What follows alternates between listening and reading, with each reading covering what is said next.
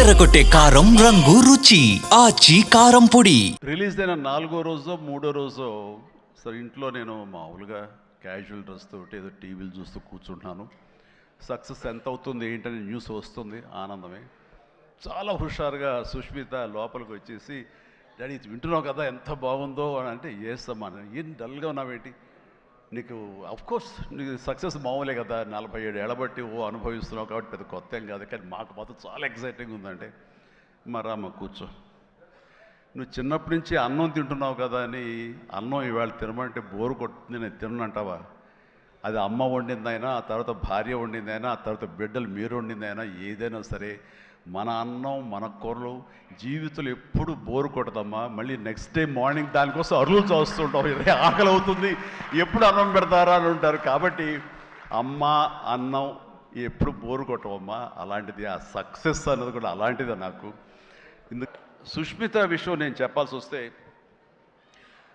తను ఈ ఇండస్ట్రీలో తను రావాలి అని నిర్ణయించుకున్న తర్వాత ఫస్ట్ చెప్పింది రామ్ చరణ్కి, రా అని అక్క, నువ్వు డెఫినెట్లీ దిస్ గ్రేట్ ఇండస్ట్రీ, మనం ఇక్కడ అందరినీ మనం కనుక ఇది ఇక్కడ మనకి ఏం కావాలి, ఏ బ్రాంచ్లో మనం వెళ్ళాలి అని అంటే, నాకు అదేమి లేదు, సినిమా ఇండస్ట్రీ నేను ఎందులో నేను రాణించగలను అనేది నాకు ఐడియా లేదు.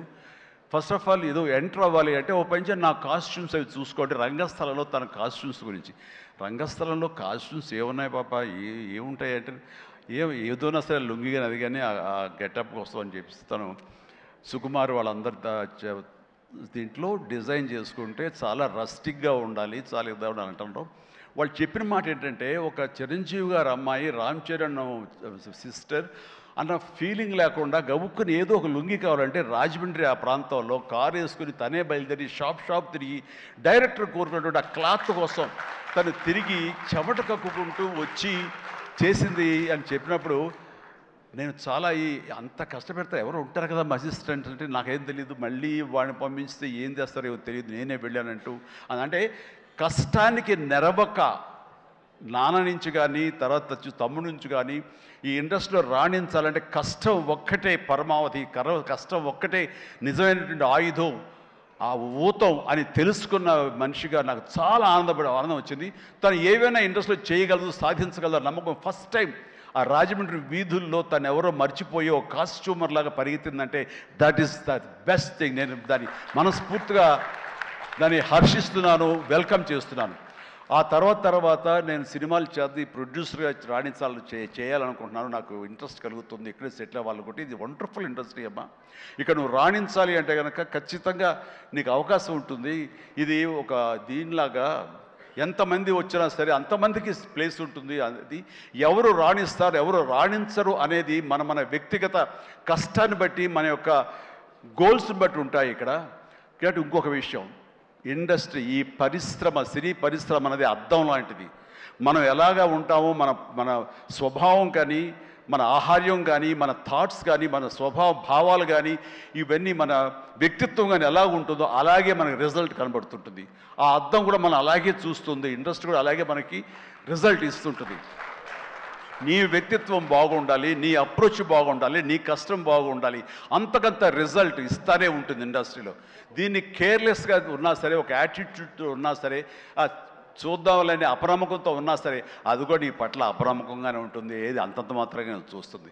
నేను అనుభవపూర్వకంగా చెప్తాను. అన్నప్పుడు నేను ఫస్ట్ సినిమా చేయాలనుకుంటే మా ఇంట్లో ఉన్న హీరోస్ తోటి ఏ హీరో తను కాదంటారు, ప్రతి ఒక్కరిని ప్రతిరోజు కలుస్తుంది, ఒక కత్తి తెచ్చుకుంటే ఏ హీరో తనకు కాదంటారు. కానీ నేను వాళ్ళతో చేయండి డాడీ, నేను ఫస్ట్ ఆఫ్ ఆల్ ఎక్స్పీరియన్స్ సంపాదించాలి, గ్రౌండ్ రియాలిటీ తెలుసుకోవాలి అంటూ తను వెబ్ సిరీస్ మొదలుపెట్టింది, వెబ్ ఫిల్మ్స్ మొదలుపెట్టింది. అమ్మా ఇదే లాభం ఉంటుందంటే, లాభం ఉండదు డాడీ, ఏదో లక్షల్లో మిగులుతుంది లేదని ఒకసారి అది కూడా ఇదైపోతాయి. కానీ నాకు ఎక్స్పీరియన్స్ ఏం చేస్తాను, ఎక్కడెక్కడ ఏమిటి ఎన్ని డిపార్ట్మెంట్లు ఉంటాయంటూ ప్రతి డిపార్ట్మెంట్ని చవి చూస్తూ దానిలో ఒక ఎక్స్పీరియన్స్ గెయిన్ చేస్తూ, అలాగే తన ఫిలిమ్స్ తీసింది, చిన్న ఫిలిమ్స్ చిన్న హీరోలతో చేసినప్పుడు తను ఒక కాన్ఫిడెన్స్ గెయిన్ చేసుకుంది. అంతేగాని మాకు రెడీమేడ్ కేక్ వాక్ ఇక్కడ సినిమా తీయటం, మా అండదండలో నాన్నగారు వాళ్ళందరూ ఉన్నారు కాబట్టి అని అనుకోలేదు. అలాగే ఎవరితోటో నువ్వు పార్ట్నర్షిప్ తోటి నాతో సినిమా చేయమంటే వాళ్ళు అన్నారు, అయ్యో అమ్మ నువ్వేమి పెట్టక్కల, నువ్వేమి రావక్కర్లేదు, సినిమా మేము చేసేస్తాము, నీ పేరు వేసేస్తాము, లాస్ట్కి వచ్చేసరికి ఇదిగో ఇంత డబ్బని ఇచ్చేస్తామా, ఏం వర్రీ అవ్వకమ్మా అంటే అస్సలు నాకు వద్దుడంటే నేను వెళ్తే సినిమా చేయను, అందుకు అది బ్యానర్ పేరు నేను చెప్పను అనేసరికి అలాగే ఏమంటే కాదండి నాకు ఎక్స్పీరియన్స్ కావాలి, నేను పని చేయాలి, నేను డబ్బు పెట్టుబడి పెట్టాలి, పెట్టిన తర్వాత మంచి వచ్చాడో వచ్చే ప్రతి పైసాకి నేను తినడానికి, నేను అనుభవించడానికి నాకు అర్హత ఉంటుంది కాబట్టి నేను చస్తే ఆ సినిమా చేయండి, ఆ సినిమా క్యాన్సిల్ చేసుకుంది. సో వదిలేశాను నేను. సాహుతోటి సినిమా అన్న తర్వాత సాహు తను కూర్చుని చెప్పండి మీరు ఎంత పెడతారు, నేను అంతే పెడతానని సగం డబ్బు సొంతంగా పెట్టింది, మిగతా డబ్బు బయట నుంచి అప్పు తీసుకొచ్చింది పెట్టింది తప్ప నేనైతే న్యాయపైస ఇవ్వలేదు. ఆ పైపెచ్చు ఇద్దరి నుంచి నాకు టైంకి కావాల్సిన రెమ్యునరేషన్ ఆయా సమయాల్లో నేను తీసుకుంటూనే ఉన్నాను తప్ప అది నేను ఇవ్వలేదు. అంత ప్రొఫెషనల్గా బిహేవ్ చేసింది. ఈ రోజున ఈ రిజల్ట్లో సాహు ఎంతగా అనుభవిస్తున్నాడో, ఒక నా సినిమాని గర్వంతో ఎస్ నేను డబ్బులు పెట్టుబడి పెట్టి డబ్బు సంపాదించుకుంటున్నాను అదే గర్వంతో తను కూడా ఉంది. కాబట్టి ఈ రోజున ఒక డాక్టర్గా సుష్మిత చూస్తే నేను గర్వపడుతున్నాను, ఎప్రిషియేట్ చేస్తున్నాను, మనస్ఫూర్తిగా ఒక బిడ్డగా నేను గర్వపడుతున్నాను. థ్యాంక్స్ రా, యూ డిజర్వ్ ఇట్. సో అట్లాగా బిడ్డలు ఈ ఇండస్ట్రీలో రాణించాలి అంటే నిజంగా ప్రతి వాళ్ళు అది ఏ బిడ్డ అయినా అవని, ఆడబిడ్డ అవని, మగబిడ్డ అవని ఇండస్ట్రీలో రాణించాలి అంటే కనుక ఖచ్చితంగా ఎంకరేజ్ చేయాలి ఇది గొప్ప ఇండస్ట్రీ అండి. ఇక్కడ ఎవరైనా రాణించలేదు, ఇక్కడ ఏదైనా నెగిటివ్ పీపుల్ ఉన్నారు, ఇక్కడ మాకు ఇలాంటి బిట్టర్ ఎక్స్పీరియన్స్ జరిగింది అంటే కనుక అది నీ తప్పిదం అవుతుందని నేను అనుకుంటున్న ప్రగాఢంగా నేను నమ్ముతున్నాను.